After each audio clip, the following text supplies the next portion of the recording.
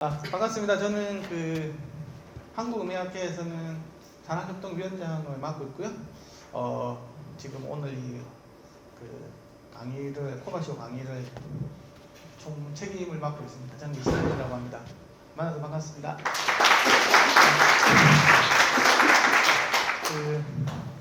오늘 국제 표준 음향기기 측정기 분석이라는 부분에서 이제 2시간 동안 하게 될 건데요. 50분하고 10분, 우리 50분 하도록 하겠습니다. 두 가지에 대해서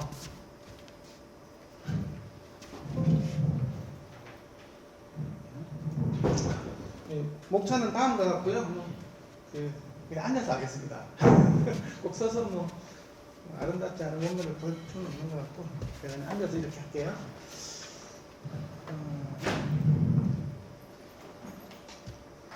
먼저 이제 국제표준 측정 장비에 대해서 한번 소개를 하고요. 그 다음에 오늘은 주로 이제 표준 파워앰프 측정 및 분석을 하는 거 하고요. 그 다음에 표준 디지털 오디오 기기 측정 및 분석하는 거에 대해서 하도록 하겠습니다. 디지털 오디오 기기를 측정 및 분석을 하는 이유는 아날로그 기기는 디지털하고 똑같기 때문에 약간 부분은 다른 게 있고요. 사람들인데 더 이제 중요한 거는 디지털 오디오에 대해서 잘 몰라요. 그래서 제일 중요한 건 사실 앰프가 제일 중요할 거고요. 그리고 이 두 가지에 대해서 물론 마이크로폰 측정 및 분석, 그 다음에 스피커에 대한 것들도 한번 할까 했는데 마이크는 또 내일 또 다루게 되고요. 스피커는 또 3시에서 5시에 또 한 번 더 이야기가 나올 거기 때문에 시간적인 제약도 있어서 그냥 이렇게 하도록 하겠습니다. 그래 처음에 50분은 표준 파워앰프에 대해서 하고요. 나머지 이제 50분은 디지털 오디오 기기에 대해서 하도록 하겠습니다. 오디오를 정확하게 측정을 하려면요, 다음과 같은 기기들이 있습니다. 일단 하드웨어가 필요하고요. 그 다음에 이걸 이제 분석하기 위한 소프트웨어가 필요하겠죠. 하드웨어는 기본적으로 내가 측정하고자 하는 제품보다 10배 이상은 줘야 됩니다. 그게 제일 중요해요. 그러니까 요즘인데 제가 오늘 갖고 온 시료가 여기 보면 AHP 벤치마크 미디어라는 AHP2인데요. 성능이 어마무시합니다. 그러니까 이 정도 이제 보려면 이 장비도 겨우 얘를 볼 수 있어요. 제가 얘를 측정하기 위해서 장비를 바꿨어요. 515에서 555로 바꿨습니다. 왜냐? 515 가지고 얘를 못해요. 그러니까 그만큼 요즘 기기들이 후덜덜하게 좋아집니다. 덱 같은 경우도 있잖아요. 엄청나게 많이 좋습니다. 이런 것도. 포트블 덱도 성능이 너무너무 좋아가지고 적어도 이런 이 저항이 있는 이 저항 때문에 있잖아요. 이 표준 저항인데요. 더미 저항이 되게 비싸거든요. 제가 이거 산다고 개당 한 50만원 막 이 정도 되는 저항을 구입했는데도 지금은 이 저항 때문에 이 앰프를 못 잽니다.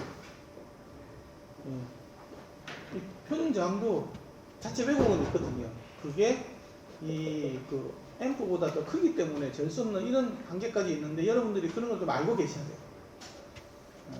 오늘 이제 그런 얘기 좀 해볼게요. 그 다음에 이제 내가 디지털 앰프를 재려면요, 스위칭 앰프 매지먼트 필터 하는데 반드시 있어야 됩니다. 이거 안 하고 제가 여러 이제 음향기기 회사들 가보면 이 매지먼트 필터 안 쓰고 하면 이 장비가 나갑니다. 의외로 나간 장비가 되게 많아요. 보통 추천을 나오시는데, 개발업체가 가보면 보통 한 채널에 마틴이 가 있는 경우가 열에 한 2-3군데. 물론 자기가 마틴이 갔는지도 모르는 회사도 되게 많아요. 근데 내가 가서 쭉 보면 대부분 마틴이가 있어요. 왜냐하면 그러면 이 필터를 안 쓰고, 디지털 앰프는 필터를 안 쓰고 하면 스위칭 노이즈가 일단 장비에 바로 들어가요. 그럼 얘가 슬루 레이트를 따라가지 못하기 때문에 안에 이제 인풋 안에서 여러 가지 이제 소자들이 제대로 역할을 못해요. 그래서 왜곡이 크게 나있고 이런 경우 되게 많아요. 이 더미 저항 같은 경우에도 여러 번 좀 이렇게 심하게 다뤄가지고 냄새 나고 막 이렇게 그때부터 또 좀 마탱이 가 있는 거 많은 학자들이 가보면 그 마탱이 가 있는 줄을 몰라. 그러고 가서 앰프 재면 앰프 특성이 그래요. 사실은 얘가 다 까먹고 있는데 그런 경우 되게 많습니다. 그래서 이렇게 구성이 된다. 그래서 국제 표준 장비로 구성을 하려면 어쨌든 되겠지만 얘보다는 얘를 10배 이상 줘야 된다겠죠. 근데 얘가 얘를 볼 거잖아요. 그렇죠? 그러면 이 장비가 얼마만큼 나오는지 제가 시연을 한번 보여드리도록 하겠습니다. 지금 제가 쓰고 있는 장비는 OB라는 오디오 프리시전에서 나온 최고급 장비고요. 저는 오디오 프리시전 기술 자문을 해주고 있어요. 그래서 이런 여러 가지 이제 이 기기를 만들 때 제가 베타 테스트로서 제가 소위 말해서 좀 많은 기여를 했을 때 장비를 만들 때 가서 기술 강의도 해주고요. 그래서 지금 버전도 8.0 최신 버전을 사용을 하고 있고 이것도 최고 좋은 버전을 좀 사용을 하고 있습니다. 자랑하는 건 아니고요. 어쨌든 그 쓰고 있다는 걸 알려줄 필요가 있는 것 같아서. 그러면 얘 갖고 있는 사실 기계 제일 중요한 건 노이즈 레벨이거든요. 그래 AP가 표준 장비가 되려면 노이즈 레벨이 낮아야 돼요. 지금 보면 아시겠지만 850 나노볼트가 나오죠. 마이크로 언더입니다. 0.8 마이크로볼트 정도. 지금 이제 좋은 그 플레이어 같은 경우는 1마이크로까지 와 있거든요. DAP 있는 거 있잖아요, 그렇죠? 그런 것들. 그래서 이게 이제 거의 똘똘이 지금 돼 있는데 어쨌든 이게 1마이크로 언더가 돼야 되고 A 웨이팅을 해서 많이 보니까 A 웨이팅을 해서 걸면 0.6 마이크로볼트 정도까지 노이즈 레벨이 있어요. 이 노이즈 레벨이 굉장히 중요합니다. THDN을 얘가 노이즈가 심하면 잴 수가 없겠죠, 기계에 대해서. 내가 똥통인데 어떻게 남들을 잴 수가 있겠어요, 그렇죠? 그래서 요 정도가 나온다는 걸 이렇게 일단 기본적으로 보셔야 되고요. 그래서 이제 THD 플러스 N을 재면 이게 얼마만큼 나오는지 한번 볼게요. 한 2V를 넣어봤는데요. 여기 보면 116 이렇게 정도 나오죠, 그렇죠? 이렇게 정도 나오는데 여기다가도 이제 만약에 A 웨이팅을 끝나고 하면 뭐 118, 뭐 이 정도 이렇게 나오게 가지고 있고요.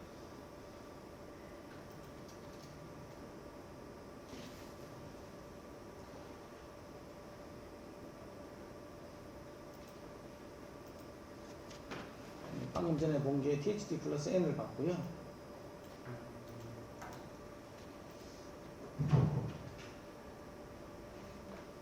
그 다음에 주파수 음답을 한번 보도록 하겠습니다. 주파수 음답을 한번 재보도록 할게요.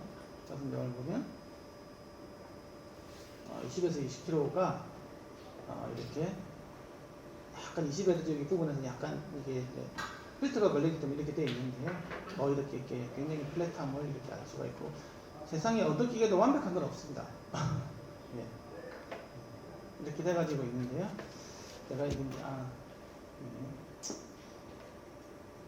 그리고 SNR을 한번 재보면요. 재보면 127. SNR을 사실은 별로 큰 의미가 없는 게 이거 입력 볼테지를 계속 키우면 계속 크거든요. 그래 여러분들은 어디 잠글 때 SNR 얼마냐 사실 이거는 중요한 게 아니고요. 노이즈가 얼마냐 그리고 최대 입력이 얼마냐 이렇게 따로따로 봐야 되는 거지. SNR 하나로 보기 때문에 이게 오해가 되게 많습니다. 이게 100볼트 들어온다 그러면 140도 나올 수 있겠죠. 예를 들면 그렇죠. 입력을 받는 그 입력 받는 게 큰 게 중요한 게 아니고 얘 갖고 있는 셀프 노이즈가 얼마만큼 적냐가 굉장히 중요한 요소거든요. 이 정도 지금 아까 그 노이즈 레벨이 지금 마이크로볼트 언더이기 때문에 지금 나올 수 있는 거죠. 예를 들면 1 마이크로볼트가 나오고 뭐 예를 들면 1볼트가 들어간다 그러면 SNR 120이 딱 나오지 않습니까? 시간 마이너스 숙성이 되니까요. 그 다음에 크로스토크가 얼마 정도 되는지 한번 보면요.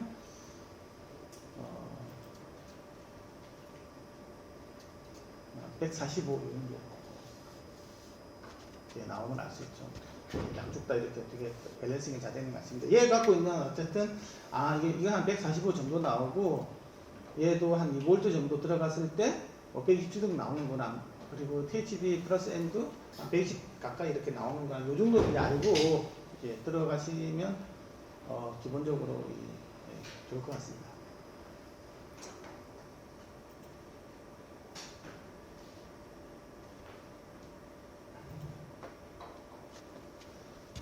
자, 그 다음에는 설명해보도록 하겠습니다. 파워앰프 측정을 하실 때는요, 표준 분서를 반드시 따라야 됩니다. 근데 이제 어디를 따를 거냐라는 거죠. 두 가지만 보시면 됩니다. 내가 이제 북미 표준을 따를 거냐 아니면 유럽 및 세계 표준을 따를 거냐는 건데요. 북미 표준 같은 경우는 CTA 490A라는 룰을 반드시 따라야 됩니다. 내가 미국 쪽으로 물건을 하신다고 하면 반드시 이게 CTA 490A 룰에 맞도록 측정을 해서 데이터를 내주셔야 되고요. 그 외에 내가 이제 유럽 및 세계를 하고 싶다고 하면 이제 IC 있잖아요. 우리나라 KS 마찬가지겠죠. IC 606-3 표준을 따라야 됩니다. 그래서 이 두 가지가 있다라는 것에 대해서 좀 아시면 좋을 것 같고요. 나중에 뭐 교육 자료가 필요하시면요, 제가 오늘 그 신청하신 분들한테 메일 넣어드릴게요. 이 교육 자료는.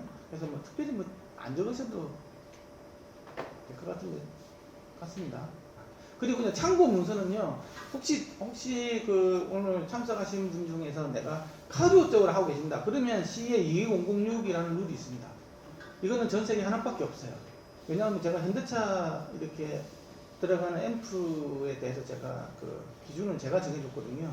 그런 이제 연구용역을 많이 하고 있어서 저도 이거 꽤 많이 찾아봤는데 어쨌든 CE 22006에 따라서 합니다.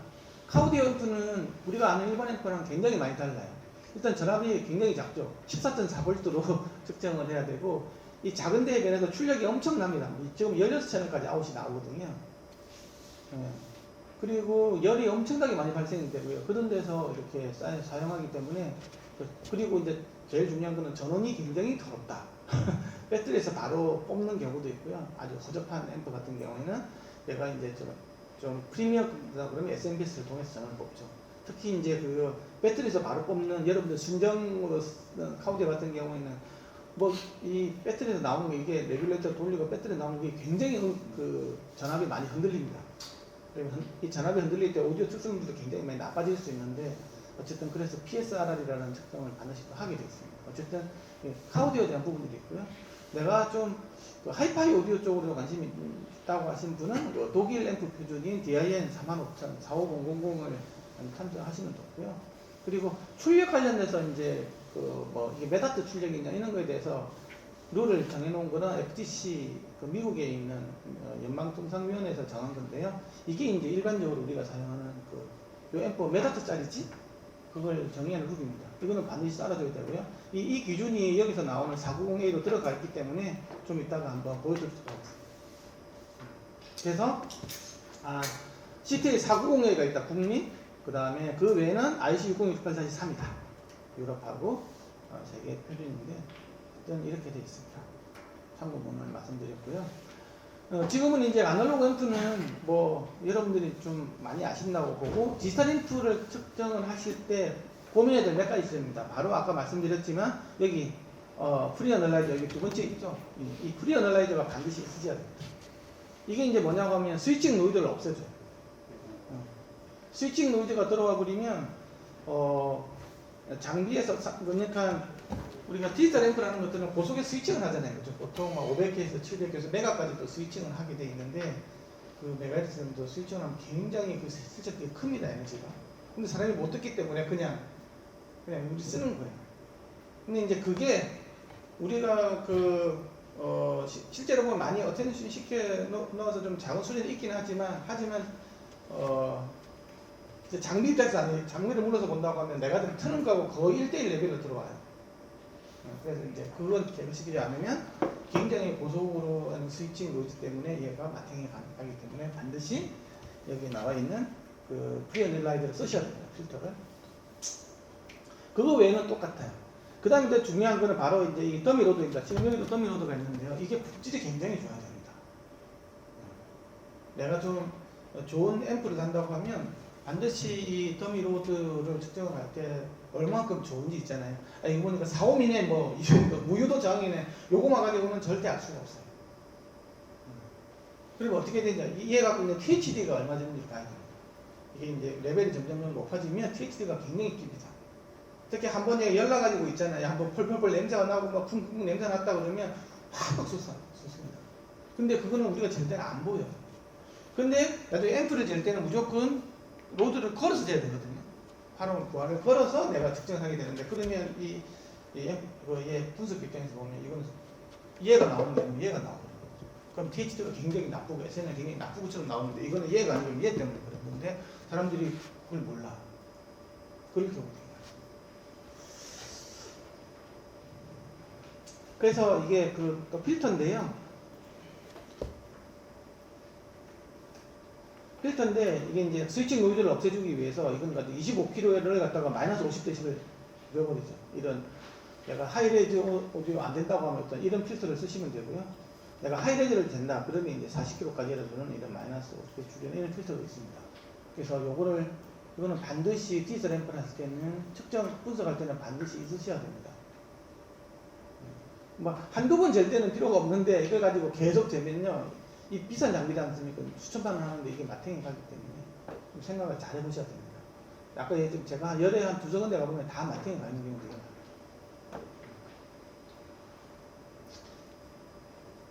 그래서 이제 이게 그 예인데요. 지금 보니까 스위칭 노이즈가 500kHz에서 1메가 부근에서 막 뛰고 있지 않습니까? 이게 그 디지털 앰프는 원래 이렇거든요. 이런 것들이 막 들어있습니다, 이게. 네. 이게 나중에 이제 장비에 들어간다거든요. 마탱이 가겠죠. 그래서 이게 필요하다. 예, 그렇게 생각하셔야 됩니다. 그래서 이걸 걸면 이렇게 줄여서 있잖아요. 없어지지는 않습니다. 많이 줄이는 것 뿐이 아까 50dB를 줄인다고 했잖아요. 이렇게 줄여서 이렇게 보셔야 된다. 그 다음에 그 측정하다 보면 이게 제대로 측정이 안 되는 이유 중에서 하나가 바로 그라운드 루프 문제입니다. 그거는 접지랑 관련되어 있거든요. 그라운드 루프를 하시려면 이 장비에 보면 지금 여기도 얘 보면 이게 꼽는 데가 많지 않습니까? 그렇죠? 요걸 기준으로 해가지고 얘가 모든 걸 연결해서 됩니다. PC도 얘에서 이렇게 나가고 얘도 이렇게 나가고 얘도 이렇게 나가고 나중에 앰프도 이렇게 나가고 여기서 다 접지가 되어 있어야 됩니다. 그렇게 안 그러면 나중에 그라운드 루프 문제가 생길 수 있거든요. 멀티탭도 같은 거 쓰시고 그렇게 해야 되고요. 그렇게 안 하면 이게 그 나중에 그 잴 때 그라운드 루프 때문에 생기는 문제 때문에 이에 대해서 정확하게 못 보는 그런 문제가 허다하게 발생이 됩니다. 그리고 사실 그거 전에 더 중요한 거는 내가 지금 멀티에서 나오는 이 전기 자체가 이게 접지가 잘 돼 있는지 보는 거 있잖아요. 핫하고 콜드 선 꽂아서 전압이 얼마 나오는지도 보고 접지하고 꽂아서 이게 정확하게 접지가 돼 있는지 뭐 이런 것도 있잖아요. 그런 것들 확인해 보셔야 되는데 아마 뭐 보통 뭐 100%는 나올 수가 없죠. 내가 핫하고 그라운드를 쟀는데 220이 나오는 집은 아마 한 군데도 없을 겁니다. 우리나라 같은 경우는 적어도 뭐 한 5V나 10V 정도 온도가 나온다고 한다고 하면 이제 저희 말해서 이제 그라운드하고 콜드하고 됐을 때 된다고 하면 이걸 써야 됩니다. 그렇게 안 하려면 그 집에 있는 그 접지 공사를 다 새로 해야 됩니다. 근데 뭐 우리가 뭐 어디 입주해서 있는 그런 연구소라든지 아니면 뭐 이렇게 상가 있는 데서 있기 때문에 어떻게 할 수 없겠죠. 여러 가지 그런 어려운 부분들이 좀 있지만 그걸 확인을 해서 아니면 깨끗한 전기를 하기 위해서 뭐 정제로 공부 잡지가 있으면 좋겠죠. 예. 연구소에서는 그런 게 필요한 것 같습니다. 하지만 기본적으로는 모든 것들 스타링크 있잖아요. 한 점에서 모든 것 접지가 다 연결되는 거 있잖아요. 이렇게 AP를 중심으로 해서 PC, 그 다음에 앰프, 내시로들 연결되는 거 있잖아요. 그 다음에 뭐 다양한 기기들 연결하는 이렇게 스타링크 방식으로 하면 좋습니다. 그러면 꼭 좀, 예. 그래서 여기서 하나 보면 두 개가 동시에 꽂히지 않습니까? 그렇죠? 이런 식으로 해서 다 퍼져나가요. 이게 좋습니다. 그리고 웬만하면 도전은 굉장히 붉은 걸로 하셔야 됩니다. 저항이 없는 걸로. 더 중요한 거는 여기서 꽉 물려야 됩니다. 꽉. 이게 느슨느슨 한다. 그러면 마탱이 안 겁니다. 이 도선보다 훨씬 더 중요한 건 이게 얼마나 꽉 물려냐. 그래서 이렇게 나사로 정확하게 체결하는 게 제일 중요하고 이렇게 세게 물리는 게 중요합니다. 선 굵는 게 별로 안 중요해요. 이게 흔들흔들 한다. 내가 이 꽂았는데 이게 흔들흔들 한다. 그러면 여기서 0.230 정도는 생길 수 있습니다. 실제로 대부분 그래요. 케이블에서 0.230 생기면 굉장히 힘들지만 흔들흔들 하면 0.25면 그냥 생깁니다. 그래서 젠더 여러 개 써가지고 뭐 이렇게 하는 것들이 이 보면 얘들 이런 것들 보면 흔들흔들 하지 않습니까? 그럼 마탱이 감금이 돼요. 해가지고는 절대 아무리 좋은 케이블을 쓰는 게 아무 의미가 없어요. 이미 여기서 정이 들어가거든요. 그런 부분들은 좀 알고 계시면 좋고요. 그래서 이제 측정 항목인데요. 제일 중요한 거는 앰프 제일 중요한 거는 출력이죠. 출력 때문에 내가 지금 돈을 갖다가 뭐 100W냐 1000W냐에 따라서 동시 지금 0이 하나 붙고 하는 상황이기 때문에 그래서 출력을 정하는 게 제일 중요한데 이게 제대로 잘 안 되고 있는 게 굉장히 많습니다. 파워 출력을 도대체 어떻게 되느냐 하는 거고요. 두 번째는 THD하고 THDN인데요. 이게 총고적화 왜곡이라고 그러죠. 토탈 하모니 디스토션이라고 이야기를 하는데 근데 이걸 보면 어떤 분들은 THD로 재는 사람이 있고요. 어떤 분들은 THD 플러스 N으로 재는 사람이 있습니다. 그러면 이게 뭐가 더 정확하냐는 거지. 그렇죠? 그럼 THD를 어떻게 되는지 아십니까? THD도 두 가지로 되어 있습니다. 그게 IEEE 룰이 있고요. 그러니까 이게 내가 전체 분의 2, 3, 4, 그러니까 내가 1kg 넣는다고 하면 1kg, 어쨌든 1kg 낸 전체에다가 1kg만 빼준 2, 3, 4 해가지고 보는 경우가 있고요. 아니면 뭐 1, 2, 3, 4분의 2, 3, 4 이런 하는 경우도 있고요. 한 1분의 2, 3, 4는 이런 룰이 있습니다.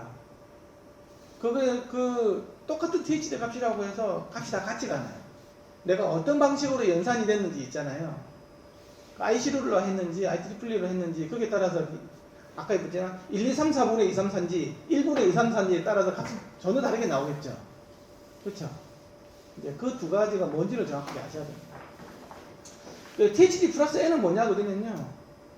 그냥, 싹 나눠주는 거 대비 내가 1kg 됐다면 1kg만 빼고 싹 나누는 거 있잖아요. 그럼 노이즈까지 다 포함되겠죠. 그걸 보는 겁니다. 그래서 사실은 본다고 하면 THD 플러스 N은 표준에서는 권장을 하진 않아요. 노이즈는 따로 보라는 거지. 나중에 SNR 볼 때 따로 보고 THD 플러스 노이즈를 아예 따로 보는 룰이 있기 때문에 그래서 따로 보지. 내가 THD는 얘 갖고 있는 왜곡률을 보는 거기 때문에 보조 표현율을 보는 거기 때문에 웬만하면 THD를 보라고 돼 있어요. 근데 그냥 THD-N을 쓰는 이유는 우리가 옛날부터 적정할 때는 아날로그 장비 측정할 때 노이즈는 따로 빼기가 어려웠거든요. 그래서 그냥 습관적으로 THD 플러스 N을 많이 써왔는데 어쨌든 뭐 THD-N을 내가 썼는지 THD를 썼는지는 자기가 기입을 해주시면 돼요. 그 부분이 있고요. 그 다음에 주파수 응답이 있거든요. 주파수 응답은 뭐 20에서 200Hz까지 얼마만큼 플랫하냐 보는 건 아실 거고요. 그 다음에 이제 노이즈 재는 게 있는데요. 그 다음에 SNR, 노이즈와 그 다음에 신호음 사이의 비율을 보는 게 있고요. 다이내믹 레인지가 있습니다. 다이내믹 레인지하고 SNR하고 다른 겁니까? 약간 다릅니다, 이게. 네, 그런 것들에 대해서 설명하도록 하겠습니다. 파워 출력인데요. 소위 말해서 몇 H급이냐, 이 앰프는 소비자들에게 가장 중요하지만 논란이 가장 많은 항목입니다. 옛날에 PNPO라고 있는 거 아십니까? PNPO? 그만한 뭐 이렇게 포트를 배터리로 들고 다니는 건데 뭐 1500W, 막 3000W 뭐 후두루두란 글자가 나오는데 실제로 다 거짓말 값이죠. 근데 이제 지금은 이제 그런 것들 다 없어지는 상황인데 어쨌든 출력이 되게 중요하다는 거죠. 그래서 이제 그 출력에 대해서는 미국 FTC에서 앰프의 최대 출력을 딱 정의를 해놨습니다. 이제 이거대로 하시면 되고요. 왜곡률을 1%를 해서 5분 이상 틀어도 아무 문제가 없고 반드시 8옴 저항 보호를 사용해야 된다. 나는 4옴짜리니까 뭐 이렇게 하는 게 아니고 무조건 2.83V를 끌어줘야 돼요. 얘 같은 경우면 8옴 저항을 기본으로 사용을 하게 돼가지고 있고요. 1% THD를 트는데 5분 이상 틀어줘도 아무 문제가 없다. 그러면 그게 이제 이 앰프가 갖고 있는 최대 출력이 되는 거죠. 그리고 그 점을 한 점으로 볼 때는 1kg도 손을 넣고요. 근데 왜냐 그러면 이게 실제로는 보면 여러 점, 7점 정도로 보라고 되어 있습니다. 어디서 보냐 하면 4kg, 2kg, 1kg, 500, 250, 125, 125, 63은 좋고 63 이런 식으로 7점을 다 가지고 있잖아요. 거기서 다 똑같이 100W가 나왔다 그러면 100W가 되겠죠. 근데 한 개는 97W가 나오고 한 개는 104W가 나오고 한 개는 100W 나왔다. 그러면 얘는 97W가 한 개라도 적어지는 거 최저점을 찾아가라고 되어 있거든요. 그래서 그렇게 표시가 됐습니다. 왜냐하면 그러면 한 개라도 적은 거 나오면 그것 때문에 전체 출력이 줄어드는 개념으로 되어 있습니다. 그래서 일반적으로는 7점이라고 되어 있는데 그러면 그 THD가 1%니까 그러면 10kg 이런 것들은 절대 될 수가 없습니다. 왜냐하면 10kg에서는 THD를 못 구합니다. 왜냐하면 THD 구하려면 2차, 3차, 4차, 5차 이 왜곡이 들어가야 되거든요. 그런데 예를 들면 10kg 된다면 10kg, 2차는 20kg, 30kg, 40kg, 50kg를 어떻게 될 겁니까? 뭐 느리지 않습니까? 그렇죠? 그래서 THD는 항상 5kg까지밖에 못 보지 말라고 되어 있거든요. 그래서 아까 이야기했던 내가 뭐 4kg, 2kg, 1kg, 500, 250, 125 이런 식으로 해가지고 이렇게 하라고 되어 있습니다. 그래서 이렇게 넣어서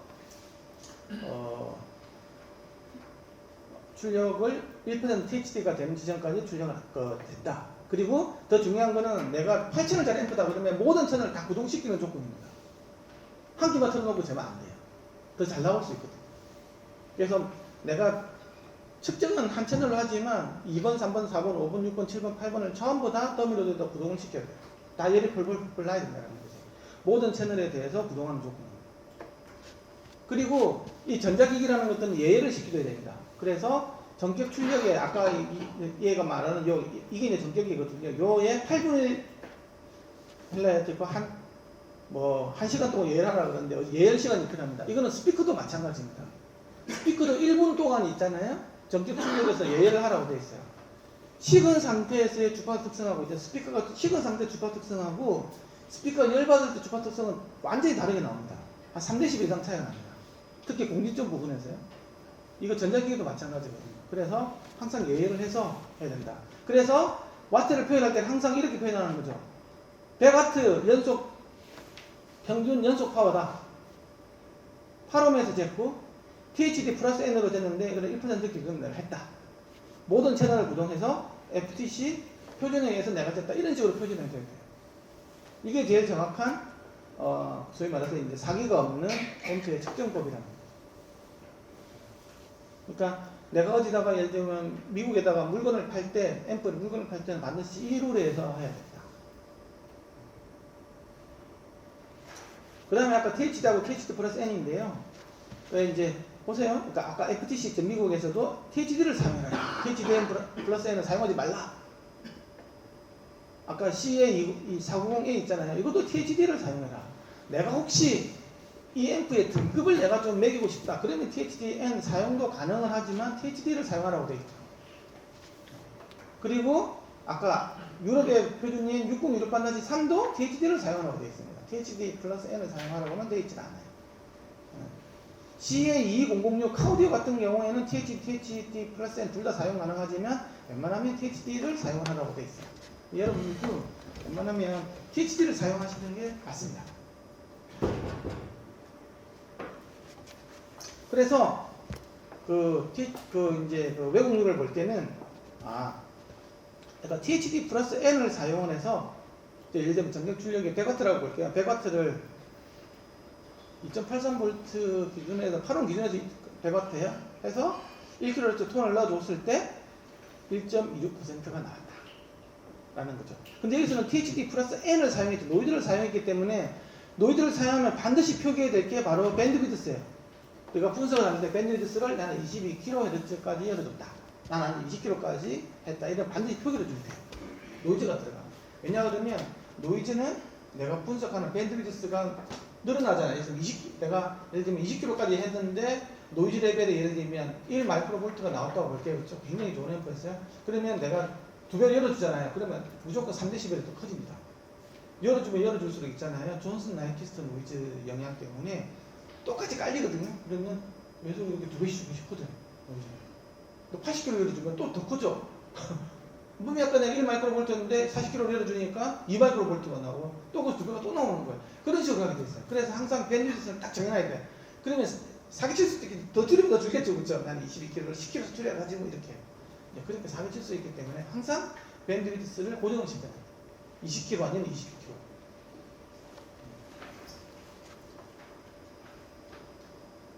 주파수 응답입니다. 주파수 응답은 사이언스를 표기하는 양식은 무조건 20에서 20km 내에서만 일단 기본적으로 되어 있어요. 그 중에서 제일 작아진 값 있잖아요. 제일 많이 벗어나는 게 얼마 벗어나는지 그거 보거든요. 그래서 제일 큰 거는 0이고 제일 많이 벗어난 거는 마이너스 0.3dB이죠. 이제 그렇게 해서 이렇게 표시하는데요. 출력 레벨이 중요한 거예요. 잴 때는 이거는 전격 출력까지는 재지 말라고 되어 있어요. 왜냐하면 전격 출력에 대해서 하면 주파 특성이 좀 안 좋게 나오거든요. 아까 1% THD까지 있잖아요. 그래서 그거보다는 좀 적은 레벨에서 재라고 되어 있습니다. 뭐 마이너스 20을 낼 수도 있고요. 우리가 일반적으로 녹음을 하는데 꽉 차서 녹음을 하지 않으면 앰프 출력을 제대로 해가지고 듣지 않기 때문에 픽 킬 때만 좀 들어가는 거지. 그래서 어쨌든 뭐 마이너스 2나 마이너스 6이나 보수적으로 본다고 마이너스 20까지 이렇게 해서 측정을 하면 되게 괜찮습니다. 그 다음에 노이즈인데요.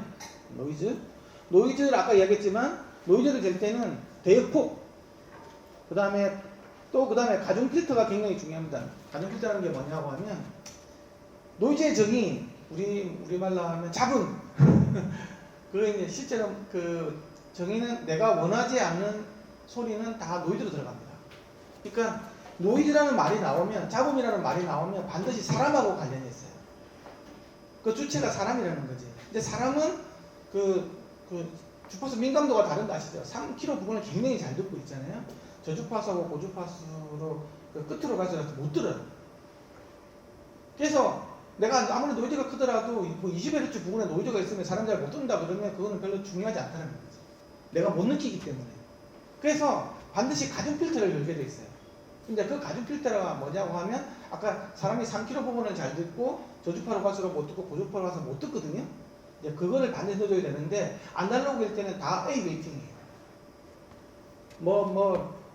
DBSP는 40대11일 때 DBA고 DBB는 60이고 DBC는 80이고 그런 거 없습니다.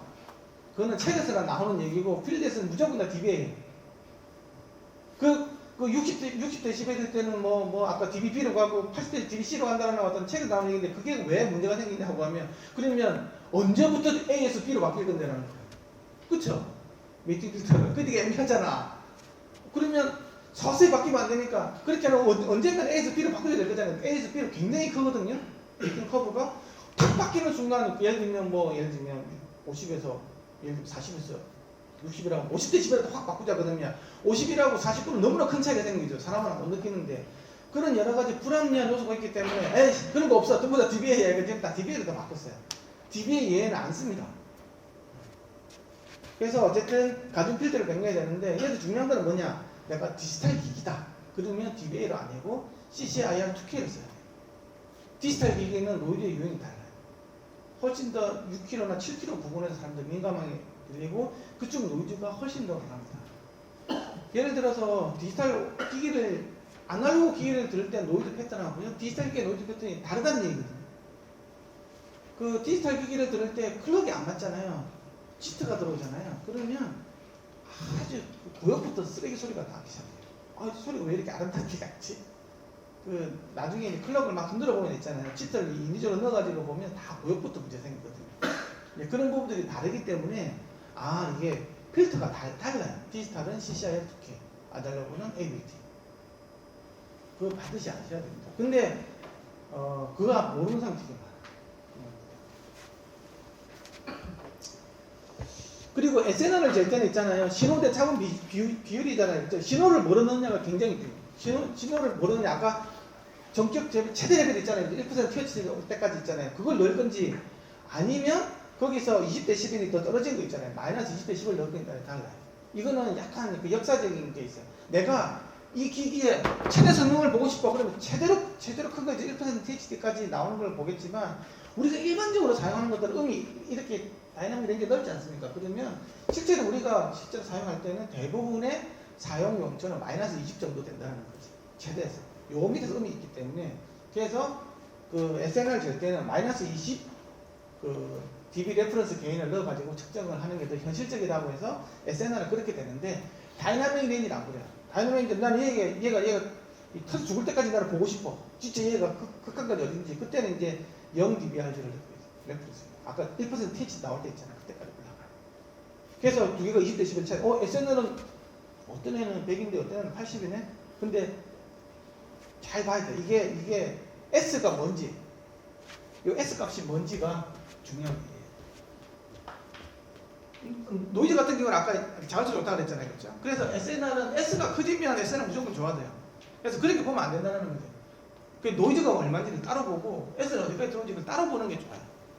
SNR 한 넘버 가지고는 이런 게 있어요. 앰프를 샀는데 이건 SNR 100dB짜리고 얘는 SNR 120dB짜리예요. 그러면 110dB 좋을 것 같죠? 근데 딱 들어봐가지고 이제 탁 틀었는데 음악이 안 들어갔어요. 근데 여기는 노이즈가 적은 여기는 노이즈가 오히려 더 큰 거예요. 그럴 수도 있어. 왜냐 이거는 신호를 갖다가 100V까지 받아들일 수 있는 거고 이거는 예를 들면 2V까지밖에 못 받아들여야 되는 있어요. 그럼 SNR 얘가 되면 나쁘겠죠. 하지만 노이즈 레벨이 훨씬 낮을 수도 있어요. 얘가.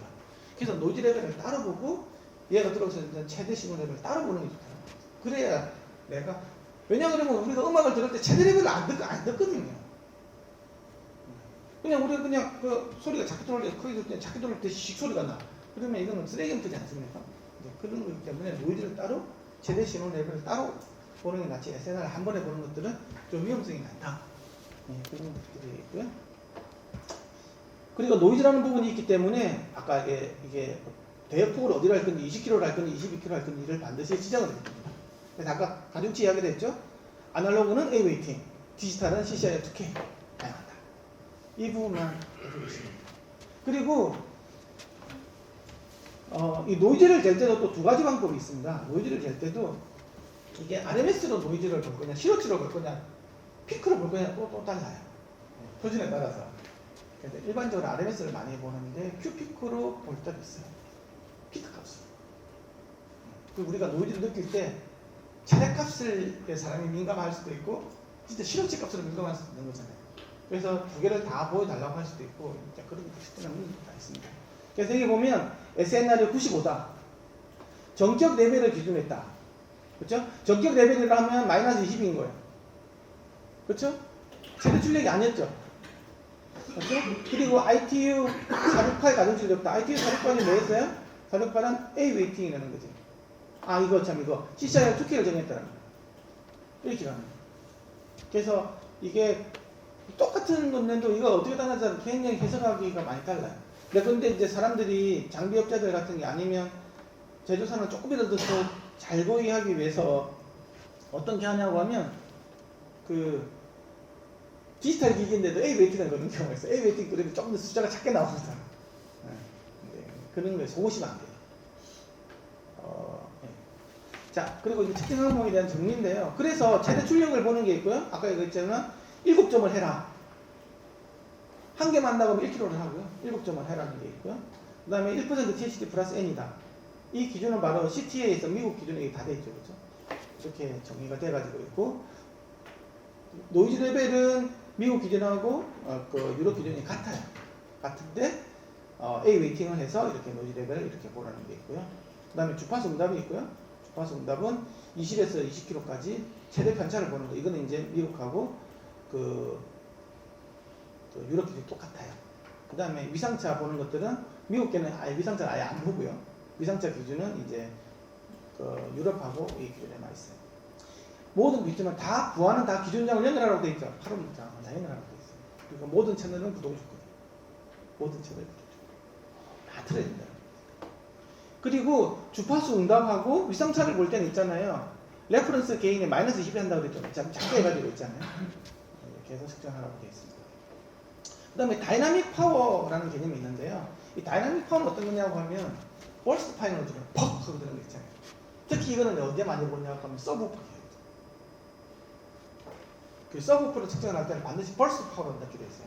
그러니까 삐 이걸 가지고 되는 게 아니고 퍽 내줄 때 있잖아요. 얘가 어디까지 1% THD를 가져간다. 근데 이제 그게 이제 그 주파수가 50Hz의 굉장히 낮은 주파수 있잖아요. 낮은 주파수를 퍽 이렇게 되겠죠. 이렇게 해서 그 보는 그 있고 그 다음에 이제 1kHz 톤 있잖아요. 1kHz 들러가지고 삐 한데 그걸 갖다가 요렇게 써가지고 삐인데 샤 이렇게 해서 끄지도 있잖아요.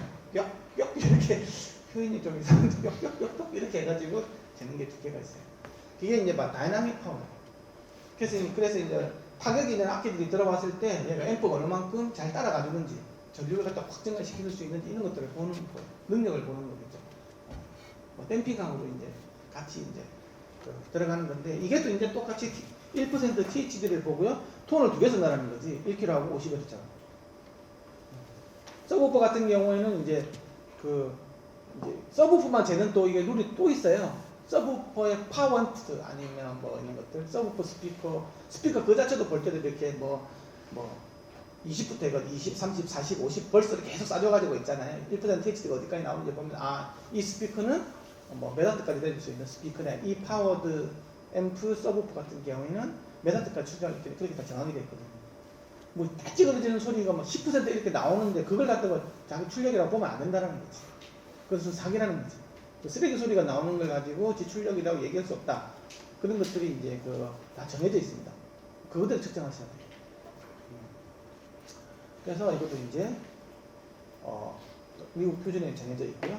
출력 임피던스도 미국 표현이 정해져 있습니다. 무호보아시 기준 장치 연결됐을 때 출력 임피던스가 얼마냐. 여기 가까울수록 좋겠죠. 네. 그렇죠? 그래서 이제 그 댐핑 팩터랑 관련이 있기 때문에 한 300 정도의 댐핑 팩터를 만들어진다고 한다고 하면 얘가 한 0.0 매도 정도 나와요. 0.01호 출력이 등록되면 한 300 나와요. 4옴이나 8옴 한다고 하면. 근데 그 밑에는 아무 의미가 없어. 출력이 더 낮은 것들은. 왜냐하면 케이블 장 이런 것들이 나중에 더 막 스피커가 보면 뭐 뒤에 크로스오버 네트워크 들어가면 저항들 엄청 커지거든요. 그래서 댐핑 팩터 거의 다 깨지기 때문에 뭐 큰 의미가 없는데 적어도 이게 뭐 그래도 얼마 정도의 출력 임피던스가 있는지가 굉장히 아주 중요하죠.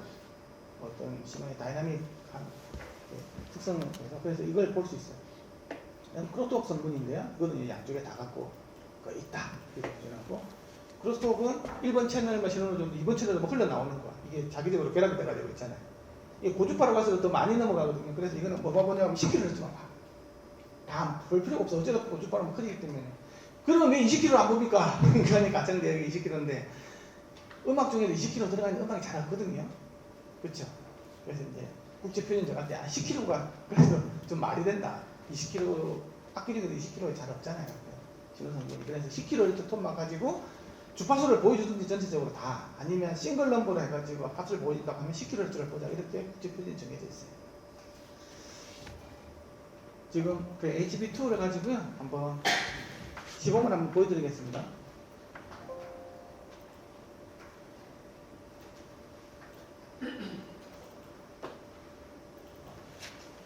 뭐 지금까지 제가 말씀드린 것 중에서 혹시 뭐 궁금하신 점 있으세요?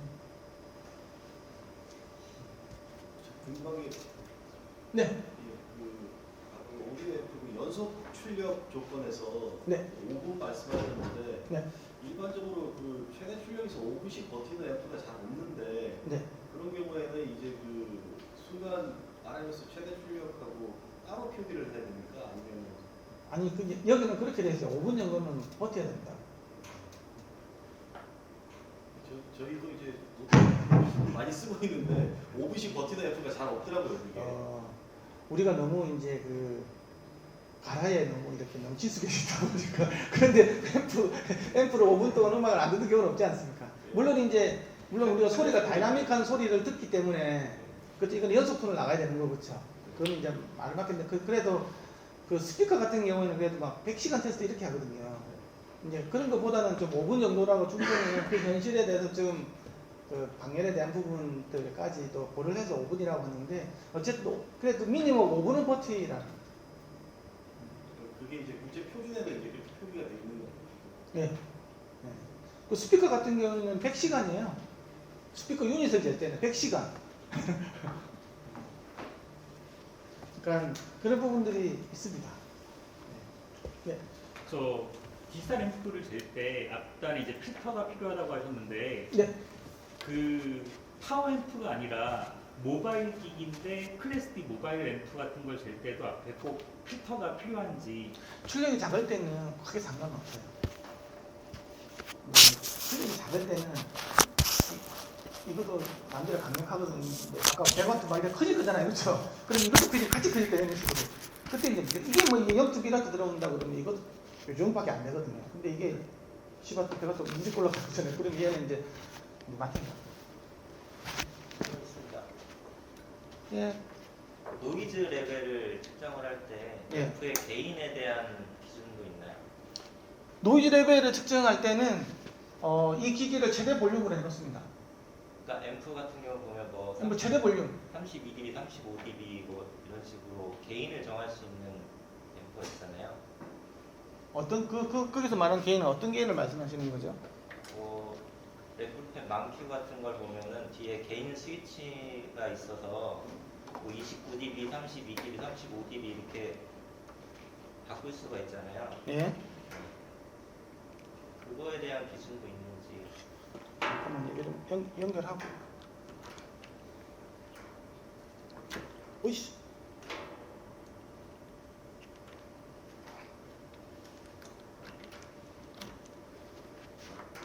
지금 더미 보아를 연결한 상태입니다.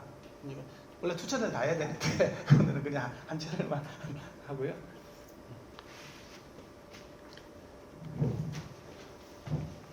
방금 질문하신 내용.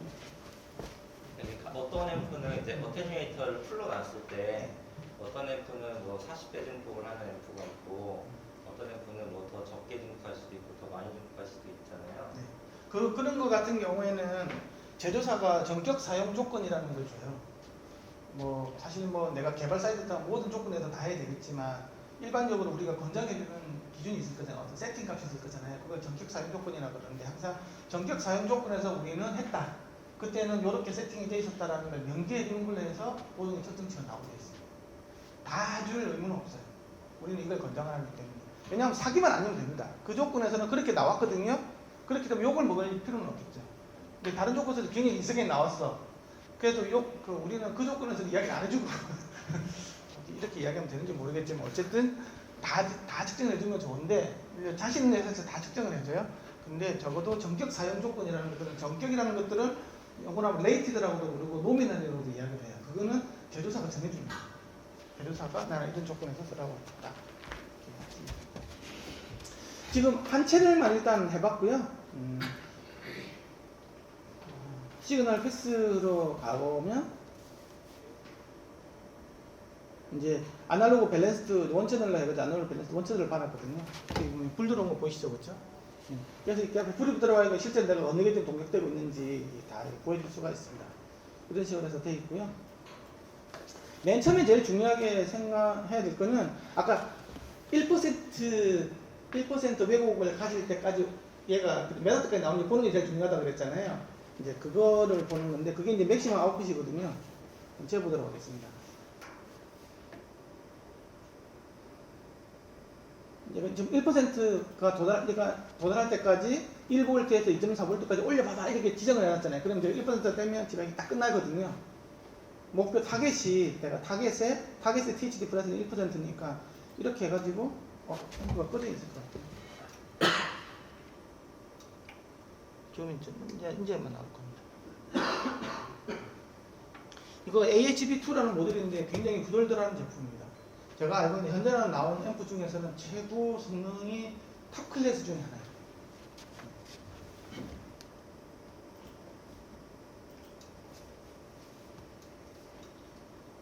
그럼 이게 THD 플러스 N 레벨에 가보면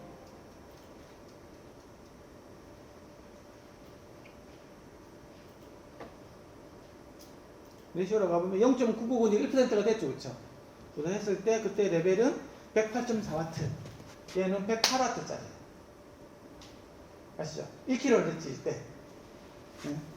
근데 이제 내가 그러면 500Hz 한번 보자. 그러면 아까 108.4였습니다. 기억 한번 해보시고요. 그럼 500Hz 얼마 나오지? 지금 이제 계속 얘가 지금 1% 나올 때까지 보고 있죠, 그렇죠? 그런 식으로 1%가 나올 때 한번 보면 107.5죠. 그럼 얘는 107.5W. 아까 108.4는 좀 잘 나온 거죠, 그렇죠? 이런 식으로 다 무조건 푸기하라고 되어 있어요. 7점짜리입니다. 그럼 얘는 108은 이미 물 건너갔고요. 그러면 250을 한번 내볼게요.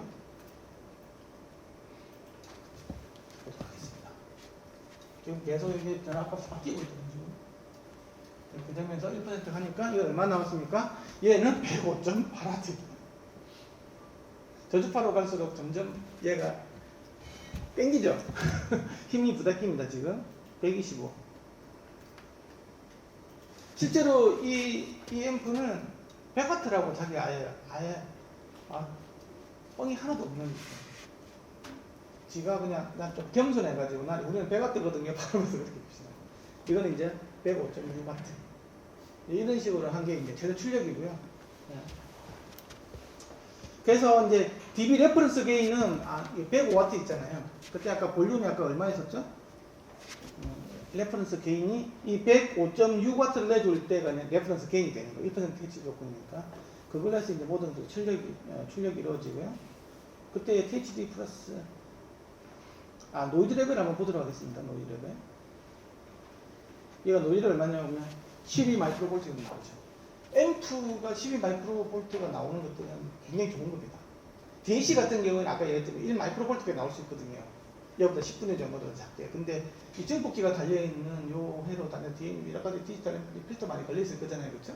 오피스 필터부터 걸려있는 데서 10분 나오는 것들은 굉장히 훌륭한. 그 다음에 주파수 응답을 한번 보도록 하겠습니다.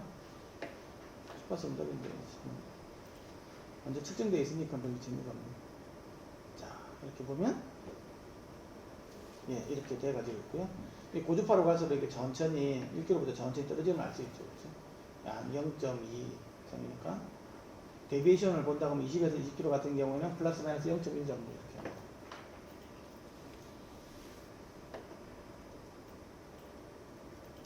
그러니까 SNR을 보면 아까 2.113V였죠. 보면 얼마가 나오냐고 하면 127 SNR이 나오고요. 여기다가 이제 A 웨이팅을 걸어주면 129 약간 사기치는 게 있어요. CCIR 2K를 걸어주면 125 이렇게 나와요. 그러면 여러분들은 뭘 그냥 우리는 A 웨이팅 걸어서요. A 웨이팅 걸어서 129m라고 말해주시겠죠. 그렇게 해도 됩니다. 내가 A 웨이팅을 걸었다는 말만 넣어주면 되기 때문에 이 노이즈를 구할 때 A 웨이팅을 걸었다는 뜻이거든요. 이렇게 돼가지고 있고요. 그 다음에 아까 맥시멈 아웃풋인데요. 맥시멈 아웃풋인데 이제 내가 50Hz 벌스트 파 있잖아요. 그걸 가서 1%까지 내보겠습니다. 아까 105만 이렇게 나왔었잖아요. 사인톤 넣었었잖아요. 그렇죠? 그거하고 이거는 어떻게 다른지 한번 보세요. 이건 벌스트 퍽 넣어주면서 보는 거예요. 이렇게 해가지고 보면 지금 104.9W 이 벌스트 파형이든 사인톤을 넣어주든 간에 거의 유사하게 나오죠. 그 다음에 1kHz 한번 넣어줘 볼게요. 1kHz을 넣어주면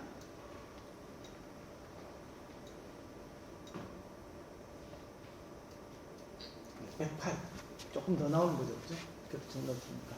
그래서 이런 식으로 자기의 최대 출력을 이렇게 정해 줄 수가 있습니다. 앰프에 대해서는 마쳤고요.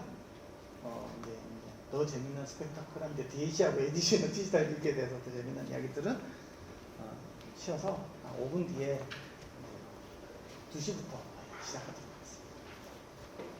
쉬는 시간입니다.